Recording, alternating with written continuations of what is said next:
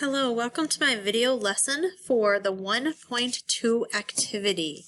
So today's 1.2 activity, we started with supplies that you're needing every day for math class, and every day you need a notebook, a pencil, and a flat surface to write your work on. So those are the three things that you should have out so you can do the assignment and work in class for today. So we started with a circle time question, and all students answered this question, and the majority of students said that division was the most challenging for them.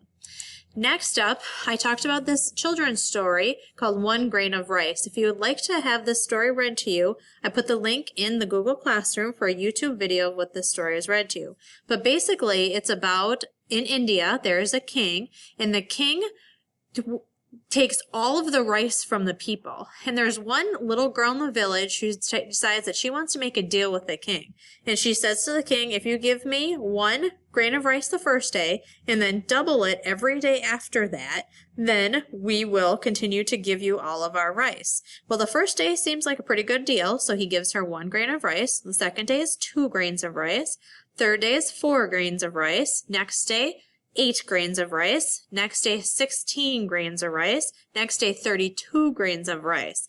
And as the story goes on, you see that after 30 days, the amount of rice that this person has been given is all the way up here to 8,388,608 grains of rice. So this little girl was able to outsmart the king by using what we're talking about today, which is exponential growth.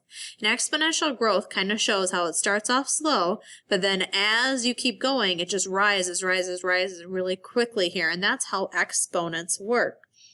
So then we talked about the story in a couple of situations where maybe you could decide if you could take $1 million or if you would want a penny a day doubled for 30 days. The better option would probably be a penny a day for 30 days. So that then led us into our lesson or activity for today. I can use repeated factors in real life situations. First, we talked about a few vocabulary words.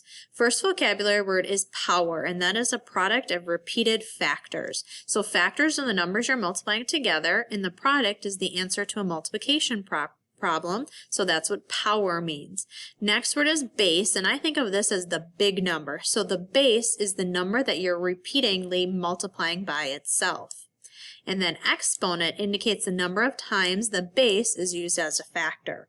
So we're down here, this is what a power looks like, this whole thing. 3 to the 4th power is how you would say that power. The 3 is your base, that's your big number, and then 4 is your exponent, and the 4 is your little number. Well, what this means is 3 multiplied by itself 4 times. So 3 times 3 times 3 times 3 is what 3 to the 4th power means. Mistakenly, a lot of people think that this means 3 to the 4th, meaning 3 times 4, but that's not the case. 3 is used as a factor 4 times. So 3 times 3 times 3 times 3. So then a few terminology words here. If you have something to the 2nd power, we actually refer to that as squared. So anytime it's raised to the 2nd power, we use the word squared in place of to the 2nd. Anything to the 3rd power, we use cubed. So 3 to the 3rd power, we could actually just say 3 cubed. And these are related to area and volume, and that's where those words come from. And then 3 to the 4th power and all the rest of them, you just say the number as that goes along with it. So first example here, I want to write this as a power. So I can see that my base is going to be 4. So then my exponent is how many times am I multiplying this 4 by itself? Well, if I count 1, 2, 3, 4, 5, that means my power is going to be 3 to the 4th power. Or excuse me, 4 to the 4th power. So the correct answer would be 4 to the 5th power. This one says 12 times 12 times 12, so my base is 12, and then I'm multiplying 12 by itself 3 times, so that would be 12 to the 3rd power. So what I'd like you to do is pause the video and answer both of those on your own. So the correct answer for this one would be 6 is my base, and 6 is being multiplied by itself 6 times, so my exponent would be 6. The base here is 15, and 15 is being multiplied by itself 4 times, so 15 to the 4th power. So next one, find the value of each power. Well, now I'm actually going to do the multiplication. So 7 to the second power means 7 times 7.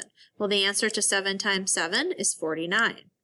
5 to the third power means 5 times 5 times 5. 5 multiplied by itself 3 times gives me 125 as my answer. So now you can pause the video and answer each of these on your own. To check those answers, 6 to the third would mean 6 times 6 times 6, which is 216. 9 to the second power means 9 times 9, which is 81. 3 to the fourth power means 3 times 3 times 3 times 3, which is 81. Now this one you could have actually done in your head. It does get a little bit difficult, but if you think about it, 3 times 3 is 9, 3 times 3 is 9, so then 9 times 9 gives me 81. And then 18 times 18, which is what 18 squared means, is 324. Now what this means is 8 times 10 to the 6th power. So I figured out what 10 to the 6th power is, which means I'm multiplying 10 by itself 6 times, and that gives me 1 million. You might notice the number of times I multiplied 10 by itself, that's how many zeros there are in this number. And then I times that by 8, which means about how many people live in Virginia? About 8 million. Okay, next is going to be your homework assignment. And of course, your homework assignment is going to be completed at bigideasmath.com.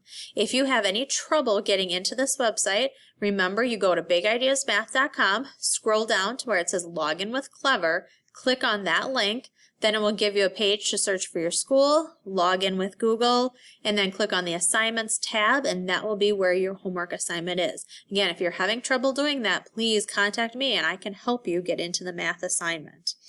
So then, first question on your math assignment, write 11 times 11 times 11 times 11 times 11 as a power. Well, here's how you're going to enter that answer into this little box here.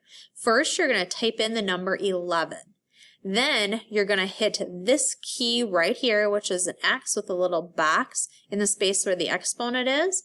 And you're going to hit that key, and then you're going to type in the correct exponent for this one, which is 5.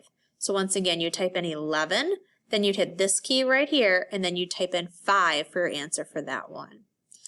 Next one, you would first type in 16, because that's my base. Then I would hit this key, and then I would type in 4, and then that would be the answer to that question.